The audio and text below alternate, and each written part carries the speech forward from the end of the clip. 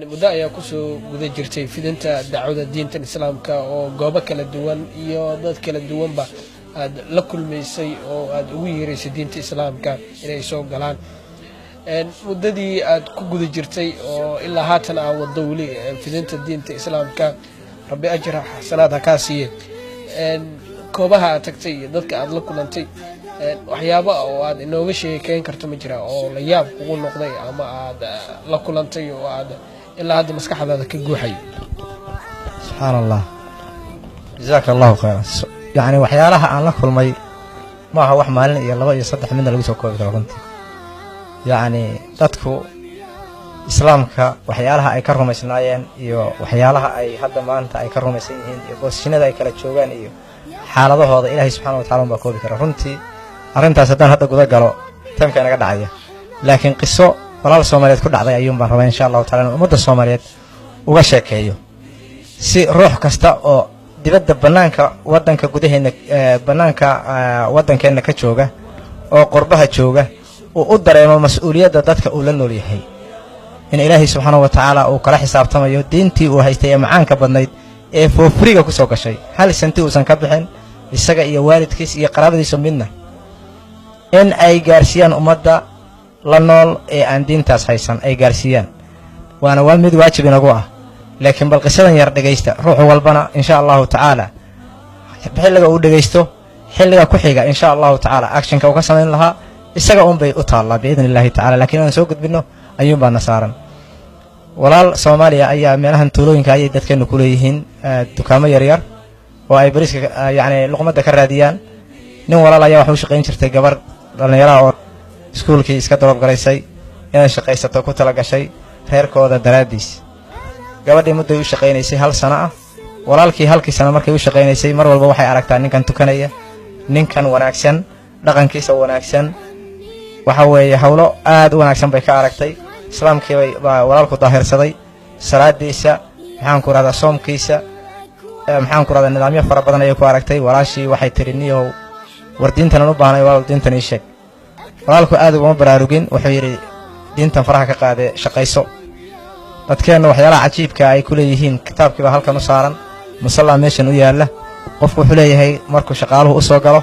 kitaabkan waa bible-ka nagi ma taaban kartid gacantaadu yeesan taaban meeshan ku tukado weeye ha taaban hatta tartirin ka leexo ma garanaysaa gabadhii sidii uu ku tarbiyeeyay kitaabka ma qaado ma taabato meeshaas ma tartirto muddo hal sano markay la shaqeynaysay ayay gabadhii walaalkiis dukaankii iska gaday uu ka tagay meeshii isagoo hal shay hal weer xitaa aan diinta uga sheegin mar walbana ay ku celcelin jirtay diintan aan u baahanahay sidan aad u tukanaysid baan aad u jecelahay honestigaagan aad u jecelahay salaadaada iyo soonkaagan aad u danaynaya walaal diintan ii sheeg walaalkii dukaankii buu gaday uu ka tagay maroo 4 bilood ka maqan yahay mise 3 bilood xilli uu walaalku ku sheegay ayuunba habeenada kamida uu seexday gabadhii baa soo hor istaagtay waxay tiri niyahow aniga waa dhintay cadaab baan igu socda waa la cadaabaya diintaadii aan ku oran jiray maxaan ku raahdaa ii sheeg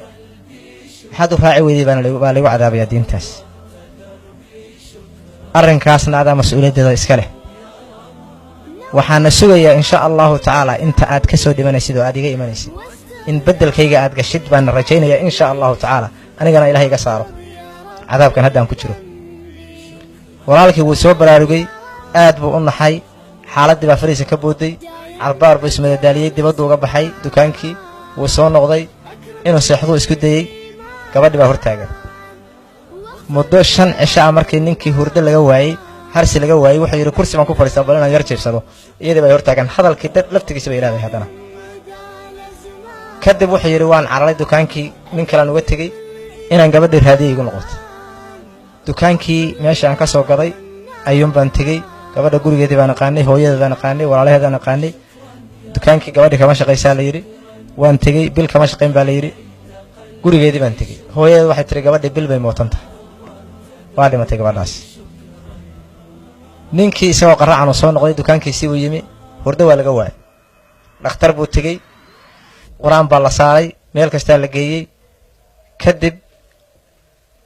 dawa la siiyaa oo ku seexo waa tabni baa ku taagan muddo isagoo ninkii sidaasa inuu waasho wax yar isagoo iga dhimantaa lagu celiyo wadankii dukaankii kalena wuu iska gaday shakhsi kasta oo marka muslim ah oo dadka afkan ku hadla ah runtii caalamka afartiisa koona aynu maxaan ku rahdaa faafsannahay dadka gaalada ah ayaynu aad ugu dhex jiraa ruux waliba saaxiib buu leeyahay ruux waliba maxaan ku rahdaa dad la shaqeeyuu leeyahay ruux waliba shaqaaluu leeyahay waxaan idinka digayaa oo in badan aan idinku celcelinayaa arrintaas oo kale waynagu iman doontaa wayna dhici doontaa garantii weeye ilaahay subxaanahu wa tacaala waxaa waddankeeni laynaga soo saaray oo bannaanka laynoo keenay diintan islaamka in aynu fidinno inaynu diintan islaamka gudbinno haddii aynu gudbin weyno innagaa mid kale laynoo soo gudbinayaa innagaa diin kale layna qaadsiinayaa taasi haddaysan dhicin tanaa kugu imanaysa walaalka ku dhacday marka shakhsi kasta waxaan uga digayaa oo walaal soomaaliyeed ah ama muslim kale ah in haddii uu garanayo ruux gaal ah inuu gaarsiiyo kalimatu laa ilaaha ila allah muxamadun rasuulullahi sala allahu calayhi wasalam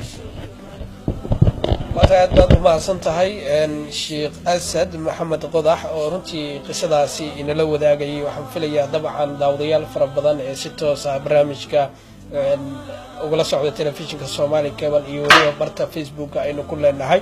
ee ah Somali Cable TV aad ay u daawadeen isla markaana ay share gareyn doonaan oo qof kasta oo muslim ah markaa ay gaari doonto galay aad baad u mahadsan tahay